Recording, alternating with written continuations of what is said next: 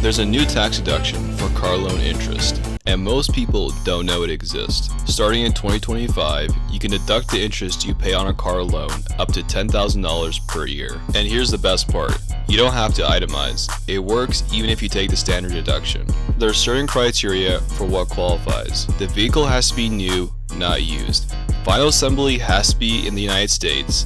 The loan has to be for personal use, not business. And the loan has to be taken out after December 31st, 2024. Your lender will report the interest you paid to the IRS, just like mortgage interest. You'll get a Form 1098 VLI, which stands for Vehicle Loan Interest, and you claim the deduction on your return. The bottom line, new car, made in America, personal use, up to $10,000 in interest deductible. I'm Christian with SwoleTax. Keeping taxes simple, clean, and stress-free. The bottom line, new car, made in America,